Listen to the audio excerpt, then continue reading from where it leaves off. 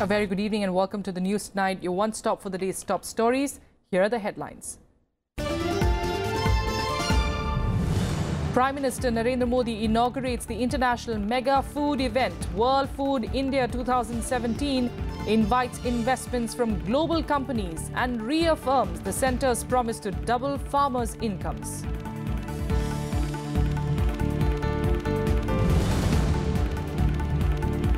Vice President M. Venkaiah Naidu inaugurates two-day International Environment Conference in New Delhi, calls for speedier measures to protect the environment.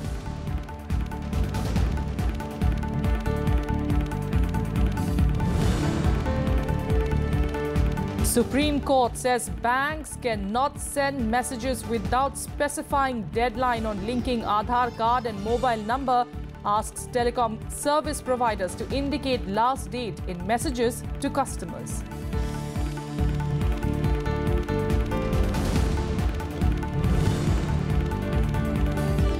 Campaigning heats up in election-bound states. In Himachal Pradesh, the BJP banks on Prime Minister Narendra Modi's charisma. In Gujarat, leaders of rival parties address public rallies.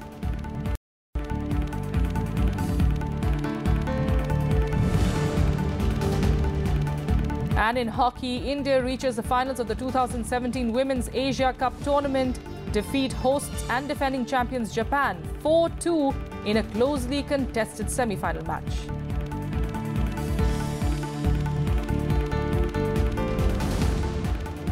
Prime Minister Narendra Modi inaugurated an international mega food event, World Food India 2017, in the national capital on Friday. The Prime Minister invited investment proposals from global companies, highlighting the World Bank's ease of doing business rankings, in which India has surged 30 places. He also reiterated the centre's aim to double farmers' income within 5 years. Prime Minister Narendra Modi inaugurated the three-day World Food India Congress 2017, the biggest congregation of global investors and business leaders of major food companies. Prime Minister Modi urged the private sector to invest more in contract farming, raw material sourcing and agri-linkages. He stressed that there are huge opportunities in India for global supermarket chains, considering the country is a major outsourcing hub. There are opportunities in post-harvest management like primary processing and storage preservation, infrastructure, cold chain, and refrigerated transportation. The Prime Minister highlighted the attractive food processing policies unveiled by several states to attract investment. He also exhorted each state to identify at least one food product for specialization. Each district can also select some food items for production and one item for specialization. India is expected to attract an investment of $10 billion in the food processing sector, generating 1 million jobs over the next 3 years. India is the second largest producer of food, leader in milk, fruits and vegetables, cereals and marine products. Proximity to food importing nations also works in India's favor. We have to create demand for a lot of new products and new categories. We have to get into food processing. We have every climatic condition in the country. We can produce so much what we import. It's very good from the potential point of view. Obviously, the ease of doing business can still improve a heck of a lot. The three-day event will see 2,000 participants and 200 companies from around 30 countries. 18 ministerial and business delegations and nearby 50 global CEOs are also participating. The government aims to transform food economy and realize the vision of doubling farmers' income by establishing India as a preferred investment destination and a sourcing hub for global food processing industry. Reporting from Delhi with camera person Kawaljit, I'm Kriti Mishra for Rajya Sabha Television. Prime Minister Modi on Friday also met his Latvian counterpart Maris Kučinskis in New Delhi for bilateral talks. External Affairs Ministry spokesperson Ravish Kumar said that Modi and Kučinskis discussed a wide range of bilateral issues. Quoting the Prime Minister, Ravish Kumar said that India and Latvia have a strong potential for cooperation in higher education, IT, food processing, fisheries and allied sectors. The Latvian Prime Minister also attended the World Food India event inaugurated by Prime Minister Modi. And Kuczynski's, who arrived on a 5-day visit to India on Thursday, will also meet President Ramnath Kovind.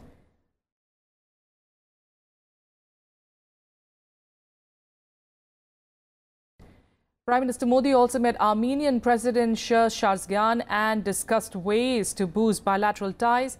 The Armenian president, who is on a 3-day visit, attended the World Food India event as well that was inaugurated by the Prime Minister. And Vice President M. Venkaiah Naidu also met the Armenian president, and they, of course, talked about bilateral relations.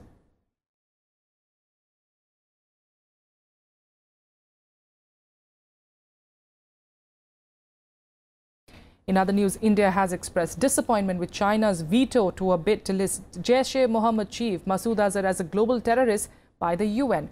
Reacting sharply to China's move to once again block the resolution against Masood Azhar at the UN, the Ministry of External Affairs has said that accommodating with terrorism for narrow objectives was both short-sighted and counterproductive.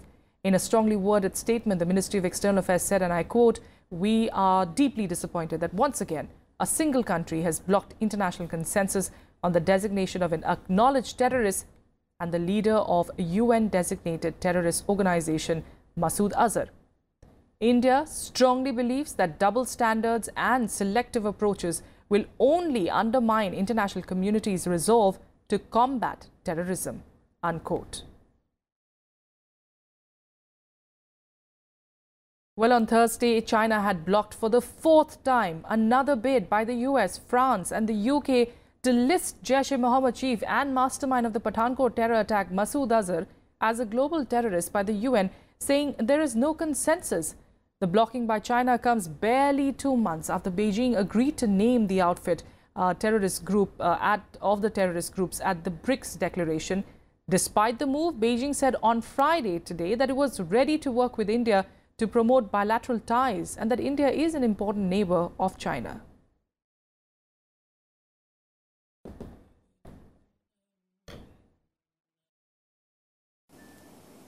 The decision to by a country to block a consensus should not be seen as an end in our anti or counter-terrorism efforts.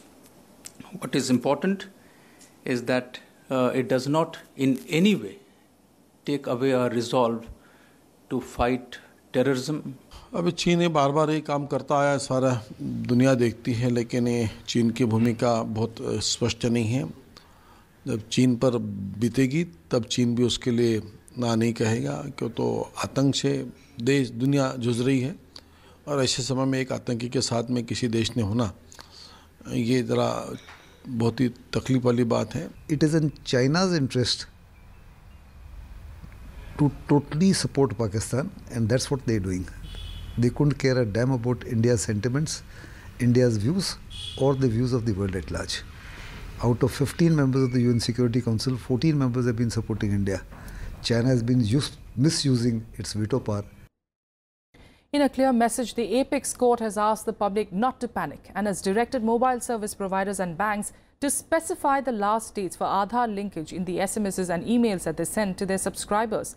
The Apex Court ordered that mobile service providers and banks should specify that February 6, 2018 and December 31, 2017 are the last dates respectively for Aadhaar linking. The very validity of Aadhaar is scheduled to be heard from the last week of November. The court also issued a notice to the government saying that the petitioners are at liberty to press their case for an extension of the deadline in case the final hearing does not take place during November end.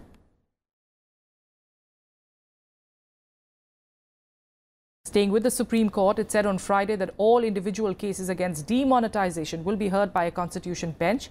It will review the validity and other related aspects of the decision. A 3-judge bench of the top court petitioners to file 2 to 3-page long interlocutory applications in the pending petitions that will be dealt by the Constitution Bench later. It also disposed of individual petitions filed by 14 people seeking permission to deposit currency notes on the ground that they could not deposit their notes with banks due to some compelling reasons. Appearing for the government, Attorney General K.K. Venugopal assured the court that no criminal action will be taken against the petitioners for possession of demonetized currency. He, however, added that protection against criminal action will only extend to the demonetized money that they had specifically mentioned in their petitions before the Supreme Court. The petitioners cannot claim protection for other amounts. On to politics and putting all rest to speculations, former TMC MP Mukul Roy joined the BJP Friday evening. He was inducted into the party at the BJP headquarters in New Delhi. Welcoming him into the party fold, senior BJP leader and Law Minister Ravi Shankar Prasad expressed hope that Roy's entry will give the party's campaign in West Bengal a major boost. Roy also described his induction into the BJP as a proud moment and said that he was eager to work under the leadership of Prime Minister Modi.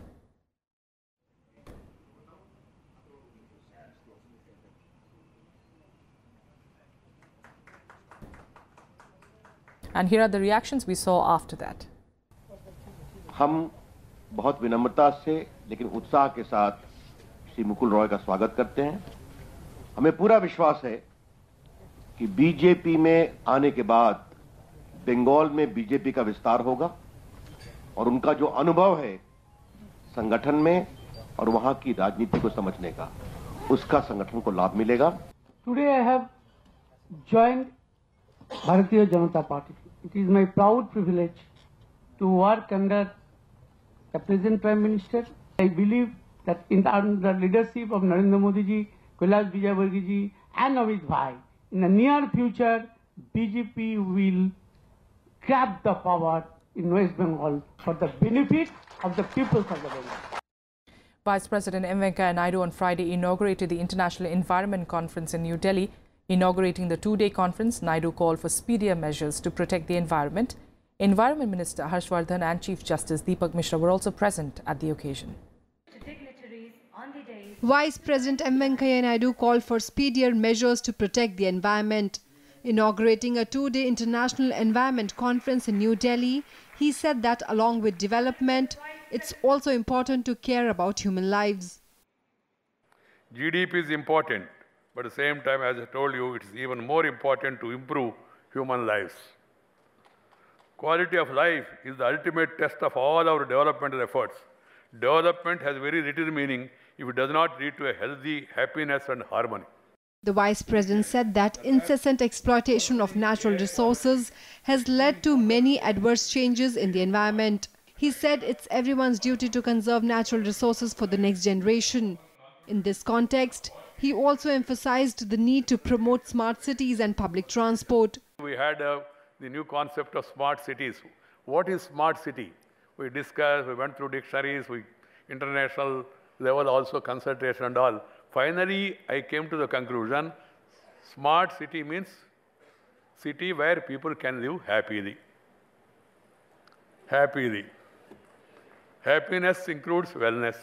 Otherwise, simply getting an extension with a tension. Union Environment Minister Dr. Harshvardhan, who also addressed the conference, said India is set to play an important role in the protection of environment. Chief Justice Deepak Mishra said coming generations have a right to live in a safe environment. Being one of the most biodiverse nations of the world, India has been in the forefront in leading and joining all the initiatives and endeavors aimed at ensuring environmental sustainability.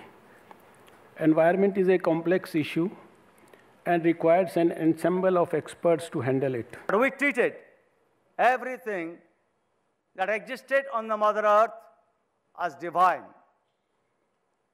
If we go through our ancient scriptures, texts, myths, stories,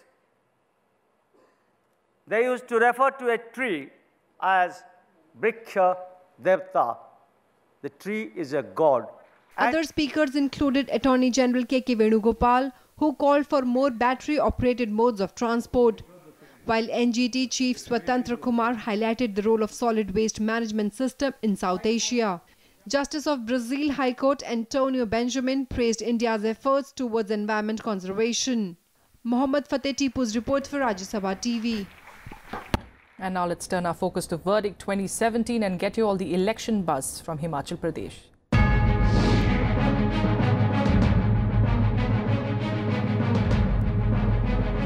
Well, elections are barely a week away in Himachal Pradesh, and amid hectic campaigning by political parties led by the BJP and the Congress, people in 68 assembly constituencies are gearing up to cast their ballots on the 9th of November. People in 68 assembly constituencies in Himachal Pradesh will cast their ballots on the 9th of November to decide their next state government. The Congress is asking for votes in the name of development work that it has achieved in the last 5 years. केंद्र की सरकार है जो हिमाचल प्रदेश के लोगों को जो उनका वाजिब हक और अधिकार थे, जो मदद सहायता मिलनी चाहिए थी, केंद्र सरकार ने वो दी नहीं। चुनाव के समय आकर यहाँ वादों की छड़ी लगा रहे हैं, अलग अलग लोगों को लुभाने के लिए जुमले दिए जा रहे हैं। हमारी सरकार ने जो काम किया 5 साल में, टूरिज्म के क्षेत्र में, इंफ्रास्ट्रक्चर डेवलपमेंट के क्षेत्र में, रोजगार देने के क्षेत्र में, स्कूल कॉलेजेस खोलने के क्षेत्र में, उस काम के आधार पर मुझे लगता है कि जनता पुनः कांग्रेस को एक और मौका देगी। The BJP has 29 seats in the present assembly. Its campaigns are focusing on Prime Minister Narendra Modi's model of development and anti-incumbency against the ruling Congress and Chief Minister Veerbhadra Singh. The party claims the Congress government in the state has not fulfilled its election promises. Himachal Pradesh में पिछले 5 सालों में जो वीरभद्र की सरकार रही, उन्हीं मुद्दों को लेकर के हिमाचल प्रदेश के मुख्यमंत्री हम सबको जानकारी है कि आय से अधिक मामले में जमानत पर हैं, उनकी पत्नी जमानत पर है, तो इस प्रकार की स्थिति में हिमाचल प्रदेश में विकास अवरुद्ध हुआ है। While a few political observers give credit to Chief Minister Veerbhadra Singh for some developmental work, they are skeptical about the integrity of the governance. They also feel the Prime Minister's charisma will play a big role in the election. Virbhadra Singh के जो विकास के कार्य हैं, अगर उन्हें वो मतदाताओं को लुभा सकें तो हो सकता है वीरभद्र सिंह दोबारा 7वीं बार मुख्यमंत्री बन जाए। इसलिए उन्होंने एक दाव खेला है धूमल जी के ऊपर कि मोदी जी का एक चेहरा होगा और धूमल जी हमारे मुख्यमंत्री में होंगे। इसलिए मुझे ऐसा लग रहा है कि भाजपा ने जब धूमल जी को मुख्यमंत्री का अपना उम्मीदवार बनाया है। Himachal Pradesh has traditionally seen a change of guard every 5 years, with governments led by Veerbhadra Singh of the Congress and BJP's Prem Kumar Dhumal alternating every election. All eyes are on whether the trend will be repeated this time as well. The fight between BJP and Congress is virtually a fight between Veerbhadra Singh of Congress and Prem Kumar Dhumal of BJP. There is neck-to-neck fight and situations might be like Manipur, Goa. It will be interesting to see that how far anti-incumbency against Veerbhadra Singh is working in the favor of BJP. Akhilesh Suman for Rajya Sabha Television with camera person DK Pandey and Sudhanshu in Simla. Anti-incumbency and also a battle royale is what we're expecting in Gujarat. Let's get you the latest from there.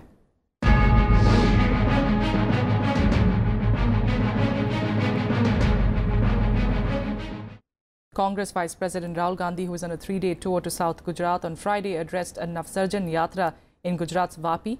Rahul also, in fact, addressed a public rally in Pardi. Take a look. Congress Vice President Rahul Gandhi on Friday termed the Gujarat election as a battle between truth and lies. He accused the centre and the BJP of failing to deliver on its promises. Addressing a public meeting at Pardi in Valsad district, Rahul alleged that except a few businessmen, no one is happy in Gujarat. हर समाज आंदोलन चल रहा है। गुजरात में कोई खुश नहीं। Congress party जीतेगी क्योंकि सच्चाई हमारे पास है। आप जितना भी दम लगा लो, आपके पास सच्चाई नहीं है। सच्चाई गुजरात की जनता के दिल में है। सच्चाई कांग्रेस पार्टी आज गुजरात में बोल रही है। Raising the issue of unemployment, Rahul Gandhi held the ruling government responsible for not creating enough jobs in the state. On the last day of his visit, Rahul Gandhi also met farmers, fishermen and traders. China दिन में 24 घंटे में 50,000 युवाओं को रोजगार देता है।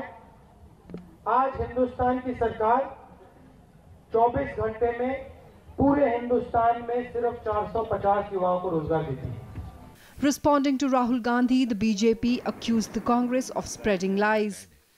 एक प्रकार से वो इस तरह का कंफ्यूजन पैदा करके अपनी राजनीतिक एजेंडे को आगे बढ़ाने का प्रयास कर रहे हैं, लेकिन सच पूछिए तो ये सारा का सारा विषय उन्हीं के द्वारा बनाया गया है। कांग्रेस का कोई इस विषय को लेकर के स्टैंड है ही नहीं। Rahul Gandhi is on a 3-day visit to South Gujarat as part of the Navsarjan Yatra of the Congress. His campaign speeches have mainly focused on targeting the decisions and policies of the union government.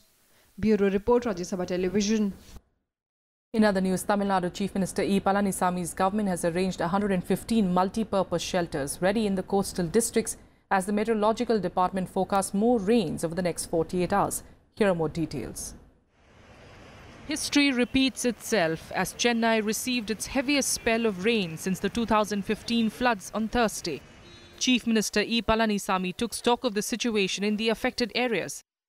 Government has to take some step to proceed. No one has come and seen this place, and because the river is it is nearby, so there is no fence and no protection here. So every year we are struggling through this issue. So government has to immediately take some action. For last 3 days, actually, it's knee-deep water. We are actually staying in knee-deep water, and for actually food and other items, we have to come out, and it's 3 or 4 streets we have to cross and to the main road, and actually have to buy.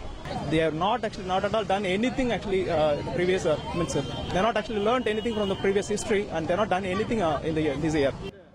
There was severe waterlogging in several coastal pockets of Chennai after rains lashed the city for close to 6 hours following a low pressure over the Bay of Bengal. Power cuts were reported in many parts of the city. Incessant rain inundated hundreds of houses and submerged paddy crops in thousands of hectares. Many have been evacuated and shifted to safer areas or to relief camps. Low-lying areas. Sea level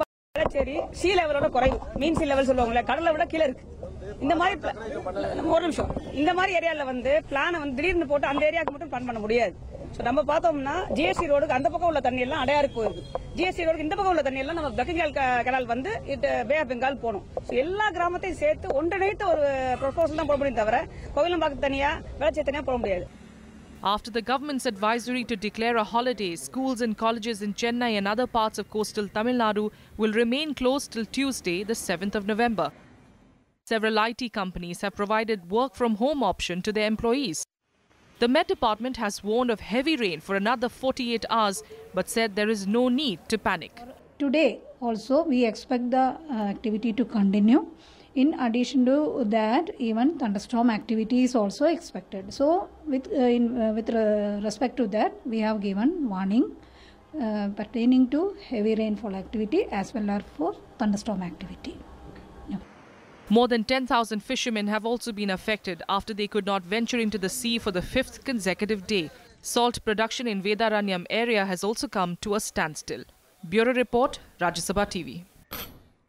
Renowned Hindi literator Krishna Sopti has been chosen for this year's Gyanpith Award, the selection board announced on Friday.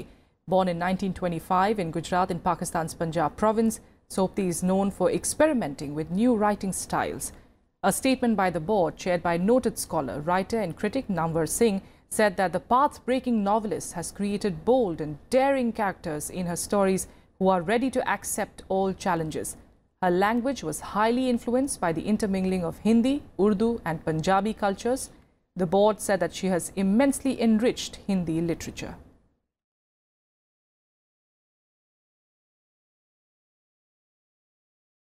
We had a look at what else made news across the country today in Nationwide.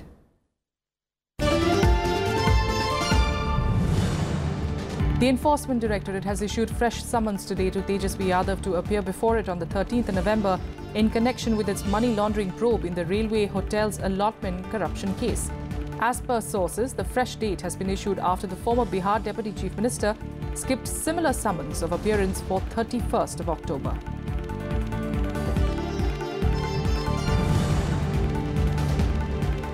The Supreme Court today ruled that technical education cannot be provided through correspondence courses. The Apex Court restrained educational institutions from providing courses in technical education like engineering through distance learning program. It affirmed findings of the Punjab and Haryana High Court on the issue and set aside the Odisha High Court verdict which allowed technical education by correspondence.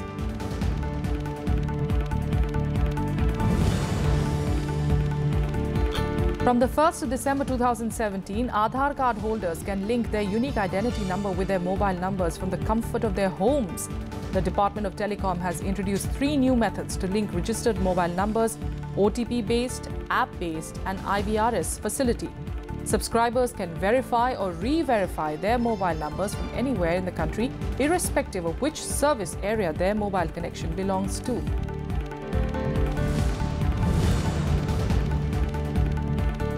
The Kerala government has decided to draw up a comprehensive trauma care program to ensure emergency medical assistance for road accident victims. Kerala Chief Minister Pinarayi Vijayan would conduct a discussion with various insurance companies, and a detailed plan would be drawn up after that. As part of the initiative, advanced trauma care facilities would be launched in the government medical colleges, district and taluk hospitals, and major private medical institutions.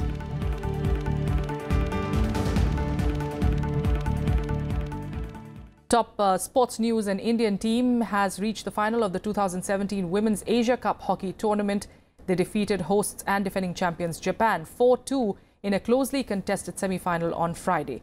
Goals from Gurjeet Kaur, Navjot Kaur and Lalrem Siami underlined India's victory, which took them to a fourth Asia Cup final. It was Gurjeet who gave India their first goal by converting a penalty corner in the 7th minute. In the 9th minute, that scoreline became 2-0 as Navjot added a fine field goal and Gurjeet slotted in her second goal of the match. The third quarter saw Lalrem Siami score her first goal of the tournament to put India ahead 4-2. The Indian Eves have now set up a summit clash with China on Sunday. And here's a look at some updates from across the world in global.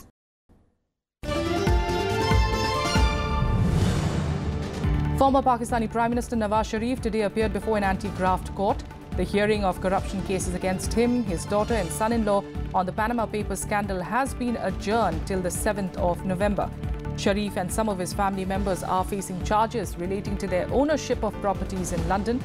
Sharif resigned as Prime Minister in July after the country's Supreme Court disqualified him over undeclared income.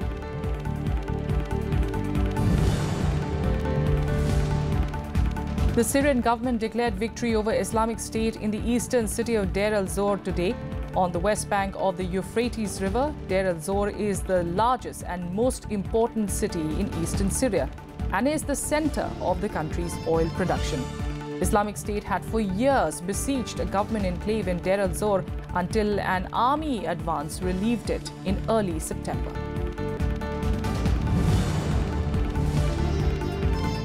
US President Donald Trump has nominated Federal Reserve Governor Jerome Powell to become the head of the US Central Bank, promoting a soft-spoken centrist to replace Janet Yellen when her term expires in February 2018. Powell, a Fed governor since 2012, emerged as Trump's choice from a slate of possible nominees that included Yellen as well as others who would have represented a sharp change in monetary policy. That's it on the news tonight from the entire team here. Good night.